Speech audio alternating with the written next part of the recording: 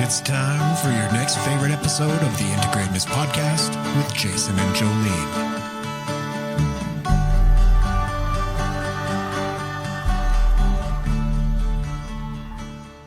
It's time for your next favorite episode of the Integratedness Podcast with Jason and Jolene. I am Jason. I'm Jolene. Coming off a really powerful story last week. Yeah. Coming into another powerful story this week. We're bringing the emotion, folks, to you. We're bringing the human. Like, these are all listeners who have been following us. People appreciate our stories, and there are so many valuable stories out there. I think, like, if we had more platforms, more ways to share stories, that is no different than asking Google a question. I agree. So much value in our stories. So I'm really excited that we've gotten to highlight some here. Me too. You do not need a Google AI, people. No. Just come and listen to us and we'll give you what you need to know. Absolutely. So with that, we have Claire Conde here. And I'm going to give a little background here. Claire and I go back to our old working days with the government. We both worked at Mental Health and Substance Use Services. Probably met you like 15 years ago. Yeah. Yeah. Longer. Yeah. 2007. Yeah. Some cool little overlaps, you know. Claire's got some twins. I have some twins. We share different experiences, hugging grief in different ways. And we've partnered on a suicide awareness event. Like, there's been multiple little overlaps. And now Claire has this lovely place out at my favorite lake of all time, and she gets to just fill her soul every day, and I'm very envious of her, but she's as well. Very deserving of it. Yeah. So we're gonna hand it over to Claire. She is gonna locate herself so you guys know who's chatting and what her story is, and we're gonna dive in. Yeah. So I reached out to you guys hoping for an opportunity to share about Forward Foundation, right? I thought this would be a good platform for that, and then anything else about my story that may resonate for anybody else, right? So Forward Foundation. My son started Forward Foundation, and I sit as the president on the board now. And I'll throw it back to, I'll have to tell you, I'm a bit distracted today, and I'll tell you why. And then I'll circle back, I promise. One of my favorite concepts is something that Carl Jung talks about, which is synchronicity, right? And boy, is that ever present in my body right now, because you reached out with this appointment time to do this. I didn't say anything, but this time 7 years ago, I started to watch my son leave his body. So tomorrow is the 7th anniversary of his passing. So I'm in that 24 hours countdown to him taking his last breath. And so the fact that you guys gave me today to use in a positive way is not missed on me. And boy, the synchronicity around that just reminds me to watch for that all the time. So he was diagnosed at 28. Circle back, I was young and beautiful at the time, of course, largely because I was a little bit fast and loose in my childhood. So I was pregnant with Christopher at 15 and gave birth to him at 16. So he has been in my life my entire life. We raised each other. I did not parent him. We parented, as an active word, each other, which made the loss complicated, not worse than anybody else's loss, not better, complicated. And being a nurse on his cancer journey, I naturally assumed the role of caregiver. He was diagnosed as stage 3C right out of the gate. So he had a very difficult 5-year journey with his cancer. Lots of surgeries, lots of chemo, lots of hours that we got to spend together talking about what it meant to him. The gift in that was that before my son passed, I knew who he was as a man. And I think a lot of parents miss that piece. They're so busy actively parenting their child that they don't get to see who they are as a person. And so that was a real gift in the process. He was a connector. So he had lots of different groups of people that he brought together. And So when he got ill and couldn't work, and he got caught out between jobs, so he didn't have good insurance, if any. He was on the PWD, Persons with Disability amount. But his friends, his village, showed up for him. If they went to New York, they took him to New York. If they went golfing, they took him golfing. What do you want? What do you want? And so he didn't miss out in that sense. But we spent all those hours, and he's like, I have a village, all these young adults out there that don't have a village, Mom. What, you know, we need to do something for them. And at the time, Make-A-Wish Foundation, which is the most well-known, right? They age out at 18. So we always knew about them. And he's like, who does anything for the ones after 18, right? So we looked and we looked, and there was a lot, you know, a rough Google search makes it look like there's all these foundations and such that exist. Part because when you lose someone you love, you want to do something and you get activated and motivated. And so there have been a lot started, but if you do it out of love, they don't last. You have to do it with a strong business model, right? And so to that end, he gave me each millennial that was the best in their field as board directors, and I'm just the old lady on the board. And so, you know, I have one of everything that I need, and that's been you know, partly the success of Forward Foundation. And so what we do is we grant end-of-life experiences to what used to be terminally ill young adults, but we don't use the word terminal anymore because docs can't guess anymore because there's new treatments coming all the time. It's a beautiful conundrum to have. And instead we say serious life-limiting illnesses. And currently the age range we focus on is 18 to 39. But with the right funding, as we grow, we want to push that out to that 45, you know, understanding that young adult doesn't end at 39, right? We try to understand that there's unique flavor to being a young adult with a life-limiting illness, facing your own mortality, right? And so, you know, if you're a senior person, what are you focusing on? You're focusing on reflection of a life lived, right? If you're a young person, 18 or younger, you basically, I don't even like the word basically in that sentence, that really minimizes it. Throw that word out. You're more about needing reassurance from your parents or your caregivers, right?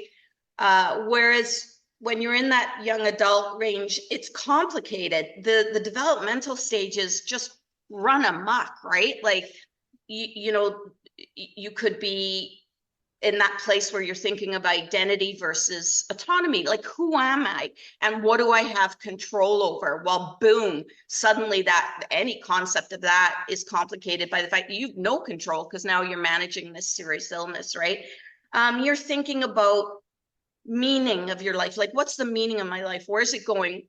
Even if you're not challenged with a life-limiting illness, you're still thinking about, you're starting to think about legacy, right? Like, what pieces of my life are important? What are my values? What do I want to, you know, craft for this life? It's you're big on communication and connection, right? Either towards family and friends, or this is when you decide where you need to move away from family and friends to maintain health, right? But it's the focus can be this connection. And that's why actually Christopher recognized that piece, and he was real clear that these are not bucket list experiences that Forward Foundation gets.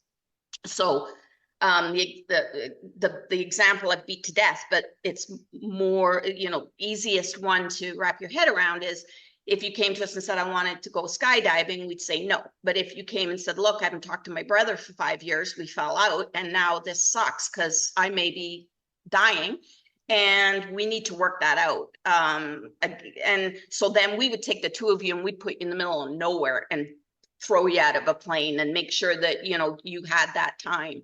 Luckily, there's not too many young adults that are facing the end of their life. So we are able to really craft fulsome experiences around these guys, right?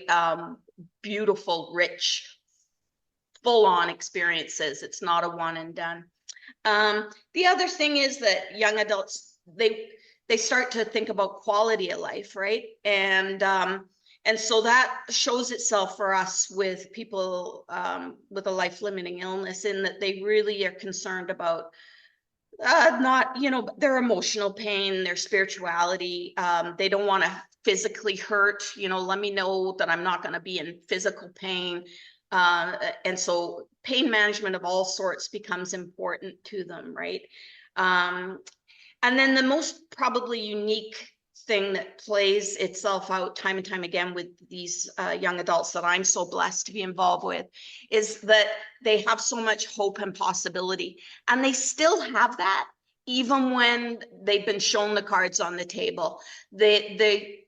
Christopher had a beautiful way, even when he was told at that time, because the language at that time was terminal, even when he was told he was terminal, he still had a beautiful way of walking with one foot in reality. Okay, I need to say my goodbyes. I need to make sure I've closed some doors and opened some other ones.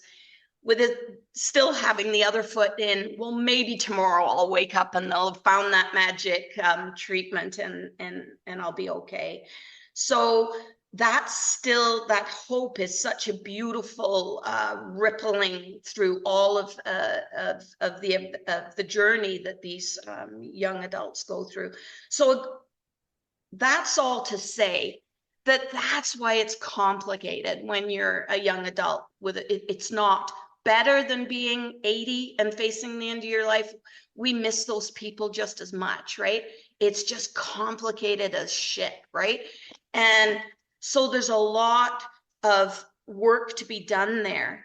And so if we as Forward Foundation can come in and craft a really important connective experience for them that helps them in their desire to leave some kind of a legacy, then it's a beautiful thing we're given the opportunity to do. What else do you want to know? That's wild, Claire. So, just in a nutshell, how does somebody access that? How does somebody reach out to you guys for that?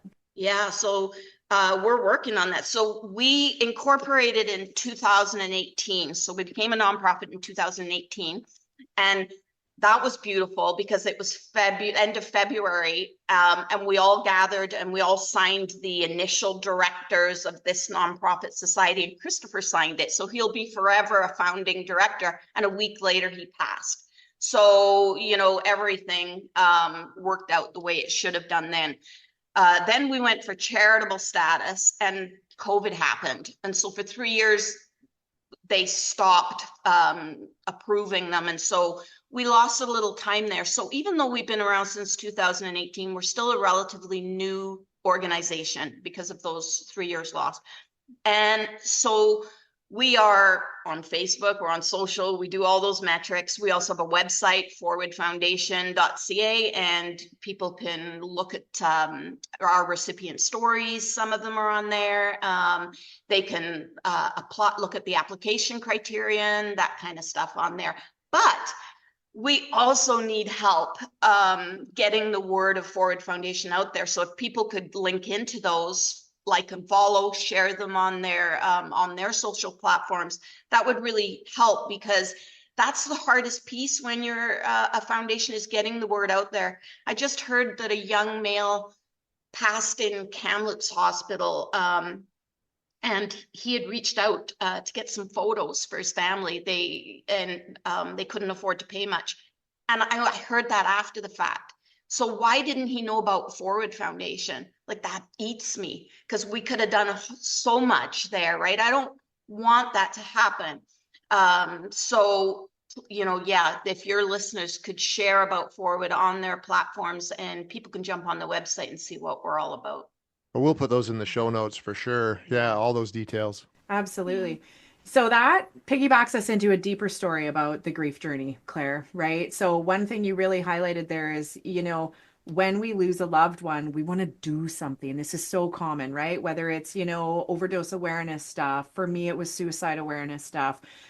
For you, this is a huge piece of him getting to have a hand in the legacy that got created, right? And saying, this is what I want. Keep flowing it through. And part of that passing the word on is also keeping the legacy alive. And, I imagine for you, and feel free to fill in the blanks, but, when we hear people talk about our loved ones, it keeps their memory alive. And it can be painful because people are always like, I don't know, I never know if I should talk about them or ask about them. And most of the time, parents and loved ones will say, like, I want their name to be mentioned in rooms. And yes, it might make me cry, but I would rather hear that they are still alive in you than not hear them because you're worried it will cause pain. What is all of that like for you and for Christopher's siblings and just in general? Like, how has this impacted your guys' grief journey? So, ooh, that's a lot, right? But I think I should probably clarify something that works for me. It doesn't work for everybody, but for me, semantics or language is really important because I really activate depending on the words that I use. So I choose not to use the word grief. For me, grief is a stuck word. Grief for me suggests that I need to learn how to cope with grief, how to move through grief, but it stays in some ways. It's attached to a lot of negative emotions, that word for me. So the word that I insert for that in my healing is loss. And the reason being that it's a doing word. If I've lost something, I can try to find it. So I've lost Christopher, but I can still, every day I wake up, try to find him. Maybe not the whole of him, but parts of him. So I can find parts of him in the pictures of him, in the memories of him, in the admiration that his brother and sister carry for him, in the memories that are constantly being shared by his friends. I find pieces of him all the time. And in finding things from my loss, then the emotions or things attributed to that are more positive, right? Like I can get excited about opportunity for what I might find, right? I sit with more gratitude for what I do have. I have a maturity now, a wisdom, if you will, that I never had before. And I have those things because I found them from my loss, right? So I'm not stuck. There's something that I can do about it. And not to say that trauma language isn't important. Trauma language is incredibly important, but trauma language for me helped me understand what was happening, but it should not become my identity, right? I want to raise the bar for my healing, not lower the bar for my healing, right? So I've been through trauma and I'm working to continue to go, through my journey. Because otherwise I'm potentially able to make excuses for my behavior, right? Make excuses for why I can avoid difficult conversations. Well, I'm allowed to avoid that conversations because I'm a grieving mother, and and that should look so heavy, and and believe me, it is. But I don't want to use that trauma language as an excuse for my sadness, or what happens in my relationships. And when I do my lost found thing, it holds me accountable. So maybe an example would be when my twins get in the same vehicle to drive anywhere. Like, my panic just goes up to here, right? And I want to put that on them. Well, how about you stay home and you go with so-and-so, this concept of separating the two out of the same vehicle, which is ridiculous and yet understandable all at the same time, right? But when I own it, then I go, oh, this is because of my loss. I lost the ability to trust that my children will not die before me. So what I have found is the insight to know that that's my shit and not to put it on them. So when they go, I go, okay, you know, just like you would with a singular kid, be smart, make the right decisions, you know, have a great time, right? And then I need to sit with the ownership of whose issue that is, right? So language is huge. I mean, another one that other people use and it really works for them is this concept of making space for either the grief or the loss or whatever your language is. I don't like that for me. I choose to replace that with building capacity, because then it acknowledges to my brain that I'm reworking what I carry and how I carry it, whereas making space makes me think that I'm stretching myself too thin, right? How much space do you want me to goddamn make, universe, right? Like before I explode, right? So I'm building capacity. So again, it's just language, but some of us, you know, need to find our spot with that, right? Well, no, and words are so important. How we frame things, because the way you talk about it also reflects where your brain is at. And I love, Claire, that you're doing that, because so many people don't take ownership of the pain that they're feeling, and it's everybody else's fault, or I need to be treated differently because, whereas we all have to, step forward every day and move on. And you've created this way to do that I find is really admirable. I want to point out that Claire makes this look very easy, but I have bared witness to this journey, and she is the strongest fucking person that I know. And I know she won't wear that the same way, but I have so much respect for how you, your family, Christopher, have carried every ounce of this experience and utilized it. And I think that in our journeys through life, we are all given opportunities to alchemize, right? We are all given opportunities, and it's what we do with it. And you happen to be one of the people that use every damn part of the animal, right? Like, you are not throwing out anything, you're not discarding anything unless absolute necessary. And I actually think the things you've thrown out in your life were probably the energy drains, moving farther away from town, deciding to leave work probably earlier than you might have considered doing, like recognizing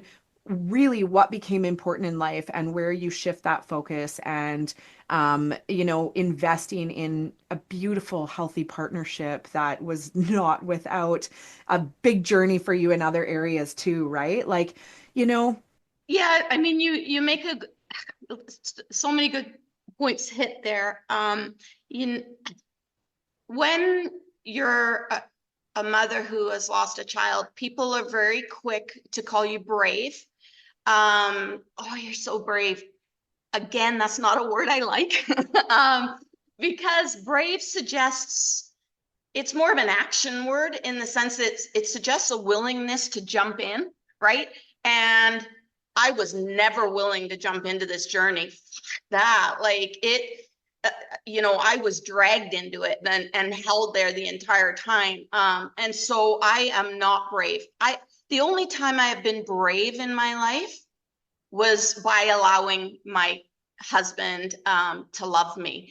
So you're right, you spoke to that relationship. I was absolutely brave by allowing to let this man openly and wholeheartedly love me, because that took some work. Boy, did it ever. So I've been very much brave there. I think that the word I like to choose instead is courage.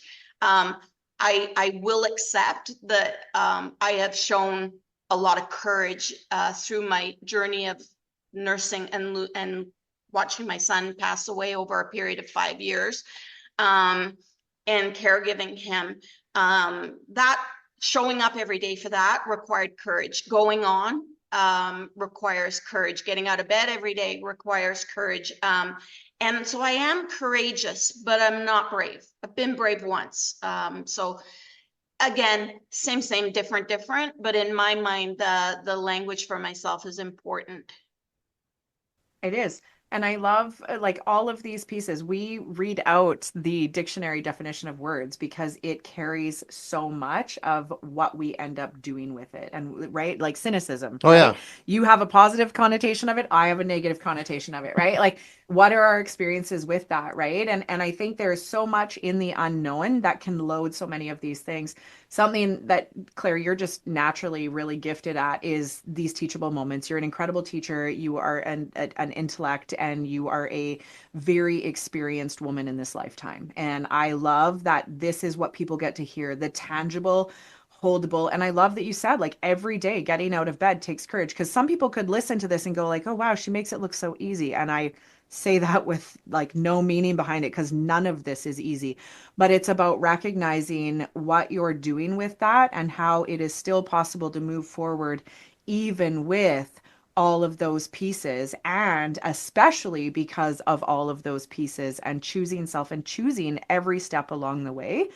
Because you also have a loving partner the rest of your life, two other children that you are also forced into, lovingly now, but supporting and moving forward with. And it's about this integration piece, right?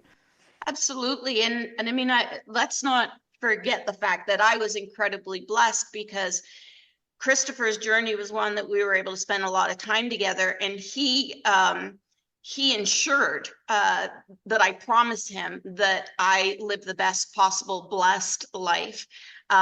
He acknowledged that I would have tough days. I mean, what he said to me was, Mom, I'm not afraid of dying. I'm afraid of how I'm leaving you. And so we had deep conversations that other people don't necessarily have the opportunity to have, where he readied me. We did the therapy piece as he was passing, as he was buying time, because that's what treatment did for him. It bought him time so that his brother and sister could get to an older age where they would have more memories of him. And so I say to your last guest, every minute matters, because it's all imprintable on those that you're going to leave behind. Every memory is worth fighting for. And that being said, the twins were 14 when Christopher passed, and again, very different children like yours are, Jolene. And my son wanted to remember his brother the way that he was when he last played pickup hockey in the street with him, or shot a basketball with him. All 6'3.5", beautiful physical creature that my son was. And yet my daughter wanted to be there. So she was at his bedside when he passed. And she'll wear some trauma from that, and she will have to at some point go through her own journey. I don't think she's done it yet, but she's on it. She'll get there. But I make no apologies for that. I was very clear with the two of them at 14, because that's also a difficult parental position to be in. Do you want to be present when the physical death happens? So that's something that a young adult family has to go through, right? Because they may have children, young adults as well, right? What do? Do they allow their children to be present or not? And so at 14, it wasn't about my control of my children. It wasn't about me allowing, right? It was about them deciding. And so she chose to be there. And Chris had, in that piece of needing control over those final pieces, as young adults do, he had picked who he wanted present. So he picked 3 of his best friends to be present. He picked the music they played Boys to Men on a little Bluetooth speaker beside his head, because he was all Boys to Men, my boy. So he made choices. And then I made some choices as a parent of those remaining children, right? And then my children made choices, right? So whenever possible, because when illness comes, now I should backtrack a little bit, and I want to be clear that Forward Foundation, you don't have to have cancer. You can have MS, ALS, any serious life-limiting illness, right? It just so happens that cancer seems to be the one that has kept coming up for us, but any serious life-limiting illness. But, the children, the loved ones of that person, all of us, we need some choices. We need some control, because the whole situation just is so out of control, right? How many times did you guys cry? I think my eyes have been weepy this whole time because Claire, when you say really beautiful things like what he made you promise, or I'm not worried about dying, I'm not afraid of dying, I'm afraid of how I'm going to leave you. I just see this beautiful walk both of you did through life together, right? And I just really want to honor that because I think there are so many of these really beautiful moments we are afraid to feel. We are afraid to be in. Like that, being able to experience what I'm feeling from your story is profound. We spend too much time being afraid of that, right?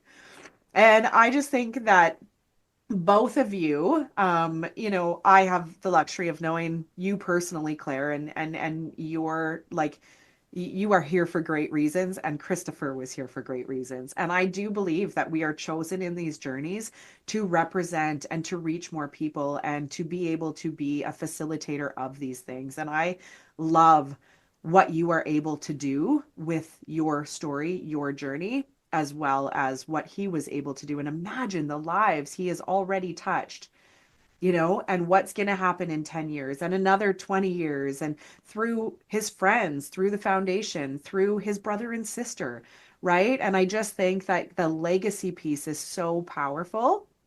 And I think some people are afraid of not leaving a legacy, right? I think that's usually where a lot of people, at least from my generation, who I talk to when we get into conversation about this, that's the most important thing to them is, they want to leave something behind, some just so they aren't forgotten. But I think we always like to do something better for the planet and for our species if we can. And it sounded like Christopher was really, I don't want to say forward thinking, but I didn't know him. I don't know how old he was. I don't know any of his story, but he sounded like he really had his shit together at a very young age to be able to approach basically the diagnosis that he was given. And I think a lot of that has to do probably with, like you said, you guys co-raised each other to a degree, but I think that's an amazing gift that you gave each other and that he is now able to give back to other people. Yeah, he was an empath, right out of the vaginal canal, as Jolene would put it. Anyway, definitely, I was, I feel like I was picked to birth him. I just want to be cautious because Christopher's legacy is pretty impressive, right? The foundation, to have a foundation and continue that work, that's impressive.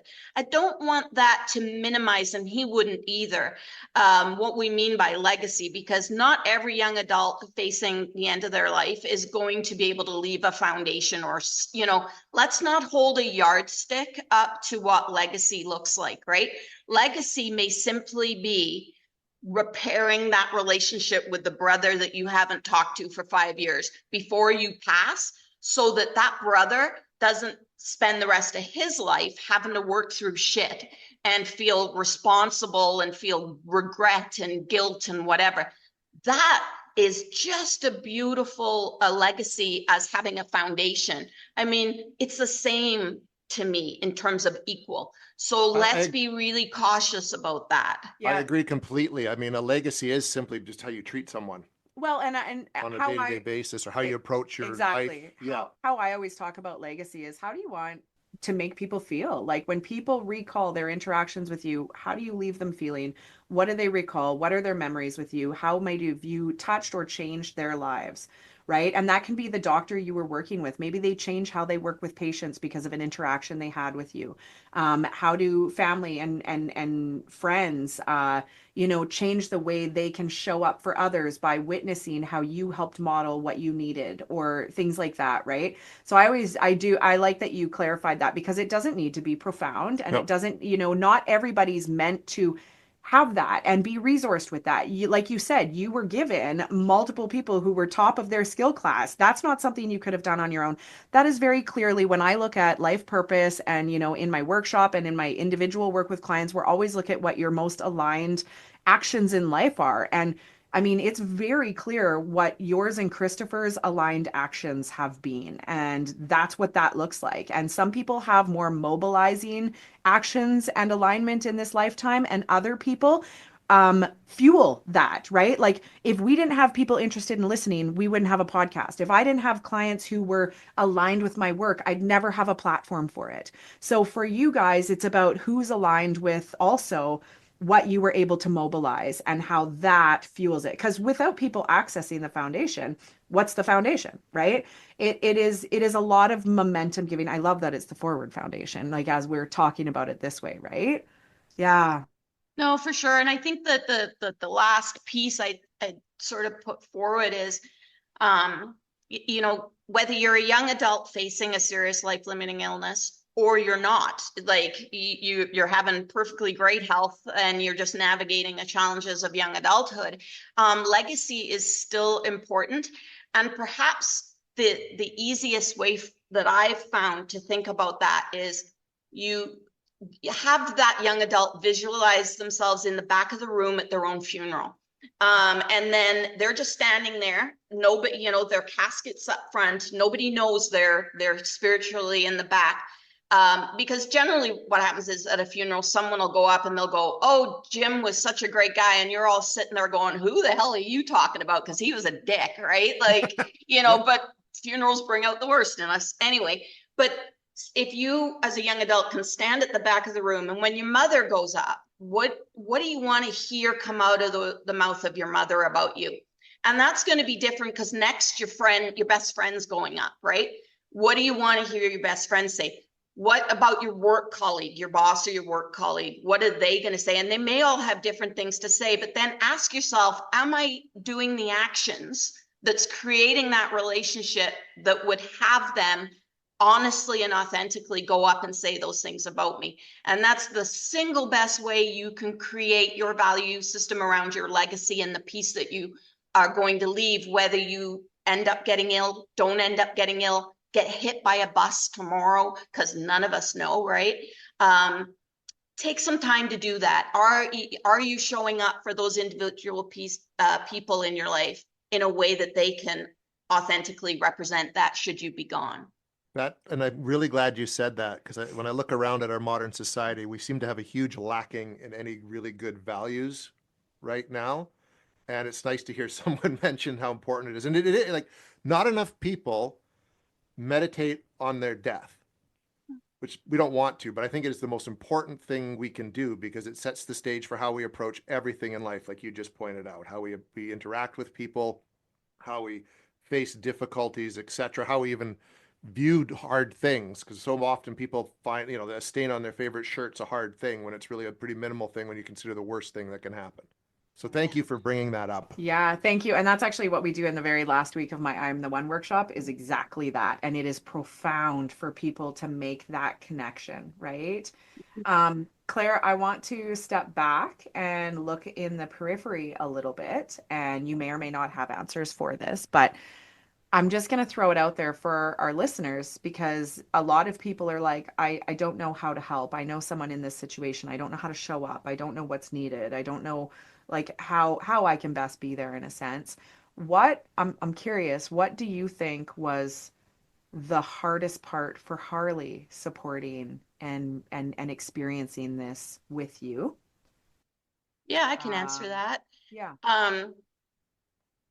Harley is, you know, he's an old Manitoba farm boy, right? There's not a ton of pathology there. And he, obviously the hardest part for him was very similar to what Christopher expressed. It was to see my pain, right? And he had to sit with that. But what he did was he reworked some of the, and I'm sorry, Jason, I don't mean to be negative with this, but he reworked some of his man stuff, his desire to fix things for me, because very quickly on in the journey, he realized that he couldn't control any of this for me. He could drive me back into to the coast, you know, in snowstorms, and he could, you know, make sure my kids were fed, and he could do things, he could do practical things. But he had to realize early on he couldn't fix it. And so he changed his language. Just one sec, I lost my video there. He changed his language where he would say things like, when I would launch into my sadness, he would say, gosh, that just must be really rough for you. And like, so, and that's all I needed to hear, right? Mhm. Absolutely. I think that is the most real but profound response, honestly, Yeah. because that is the biggest piece. And, Mhm. he's also experiencing the grief at the same time, right? Mhm. Well, and when we, it's interesting because people say a lot of dumb shit when you've lost somebody, or when you're losing somebody, and I find that some of the silly stuff, or the dumb stuff, so to speak, is the stuff where really that it's about that person's ego, right? They're wanting to feel better. They don't necessarily, it's not about making me feel better. It's about them feeling like, oh boy, I said something really good there. I hope she Mhm. got that, right? Yep. Like, and 100%. and really, if you're going through this journey with somebody, stop therapizing, like stop, with the fancy statements. Don't Google what should I say to somebody who's dying. Like, just, it really is about listening, and about saying, man, that sounds hard. Because yeah, the other stuff just doesn't have any space. I remember once, I don't know what our time's like. I could talk forever. Jeepers creepers. Anyway, I remember when there was a big deal. The plane blew up over Lockerbie, Scotland, right? And this little the town of Lockerbie were, and I'm sorry, trigger warning, but they were finding, body parts in their backyard and whatever, and the whole world sent people to them. Trauma counselors to do debriefing and things like that afterwards. And years later, a couple of psychology students went back and interviewed them and said, okay, this big traumatic event happened. What did you find most helpful? Because we want to know about debriefing, what works, what doesn't work, and, and that kind of thing. And the response that floated to the top was actually the most helpful part was the Salvation Army. And they said, oh, well, not the trauma counselors. And they were like, no, the Salvation Army. Well, why? Because they made tea and they listened. Yeah. Right. So, whoa, that's all you got to do. Right. And that's not negating the work that counselors do, because there's a time and space for that. But in the moment is not the time and space. In the moment, make a cup of tea and listen. I love that. That's fantastic. That is beautiful. And that's kind of what Harley He learn to made tea do, and he listened. right? Make Yeah. tea and listen. And your life, very much, you've made very intentional choices in your life to sit more in those spaces Mhm. and to truly nourish yourself moving forward in ways that you actively choose yourself a lot now. Hey, Claire, would you Mhm. say? I love Oh, it. absolutely. It's beautiful. Yeah. Um, one of I'm going to say a couple of the big aha moments for me, and I think probably for the listeners when we heard it was when you said you had the ability, like you had the privilege to get to know your son as a man, as a person. I think that's very big. That was a It's, yeah, big one that stood very out important. huge for me. And again, I just want to highlight how intentional you are, and how you have really utilized all parts of this experience. And thank you for sharing them because these were not easy places to get to for you. I really want to acknowledge that. Yeah. Mm. Thank you. Oh, You've thank done you, my great friend. work, Claire. Thank you. Oh, I don't think you're done yet. No, no, you No, got no, much to do. Could no. you say, We're no, go looking ahead. for I've broken one of my promises to Christopher. Ugh. So one of the things he said was, with this foundation, don't ever go corporate, right? Like, always be a volunteer organization. But we are struggling because everybody's really busy, and so we are looking for a part-time executive director. Little plug there. If anybody's interested, reach out to me through Jolene, because right now we're sharing it within our personal circle, and then we're going to post it. And we're Is also that a looking. distance? Is that like a distance position It can be, online-ish? yes, Okay. Yep. yes, it can be by distance.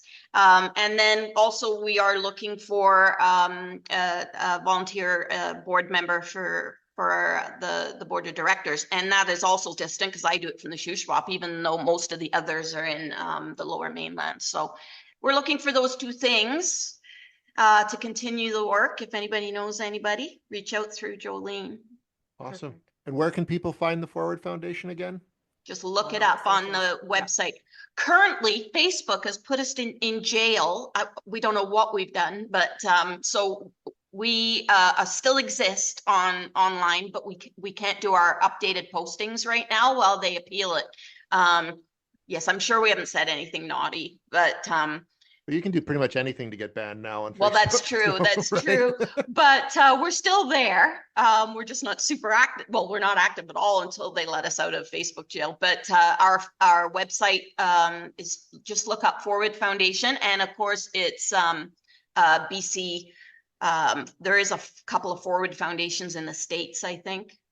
And we're the only ones doing this. There is a small charity in Alberta that grants wishes for all adults. So they do a lot of seniors and things like that, but we are the only ones focused on this space. And if and when, no, let's lose the if, when we get bigger corporate sponsorship, then we will increase that young adult age range and push it out a bit. Yeah, I was gonna say I got some like, oh man, if this sponsorship, like there's so many there. So let's get the word out, you guys. Let's help enrich other people's lives. And again, this isn't just other people receiving from the foundation. They now become part of the forward momentum of it because their story adds to Christopher's story, adds to the person before them story. It is so powerful in that snowball effect. Yeah. And that's just so exciting, Claire. Yeah, we I call it have- Forward Family because that's how it ends Aw, up being. Yeah. yeah, absolutely.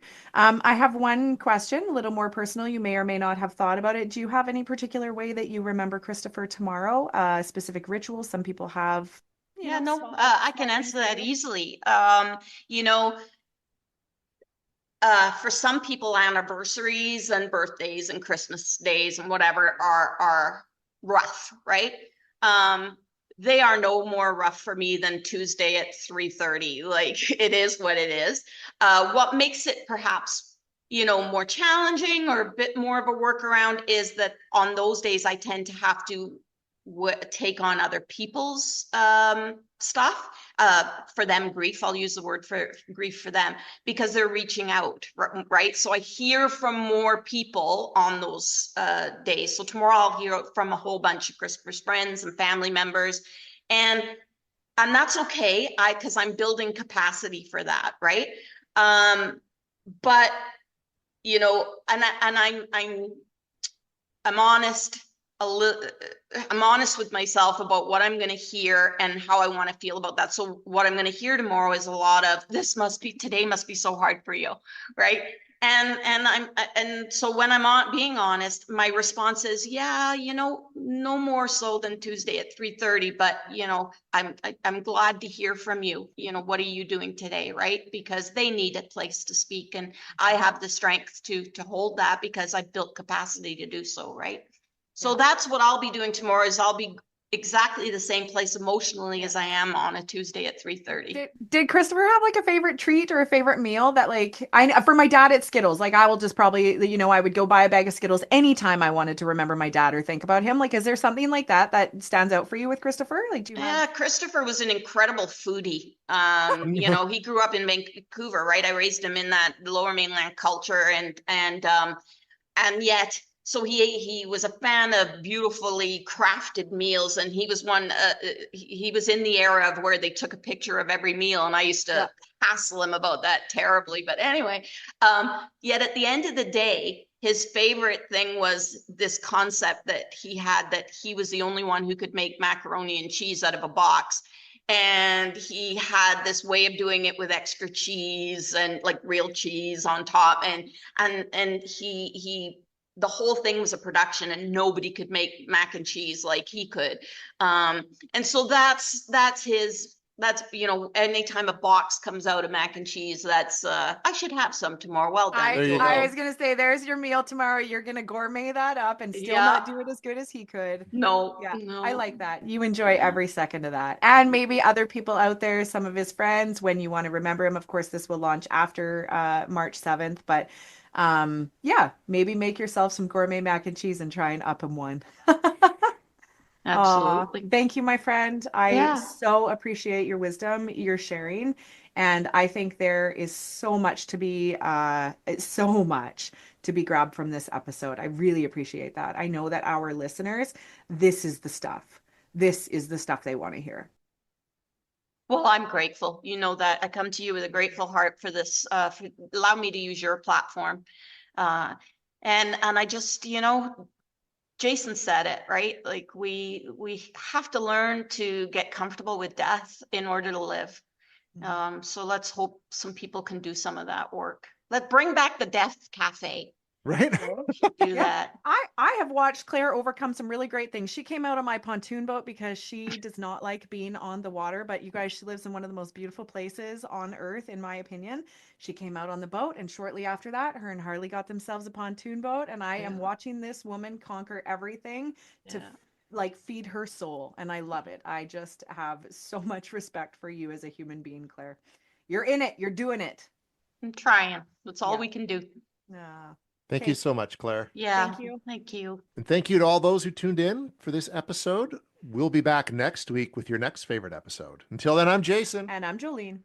Go have some mac and cheese.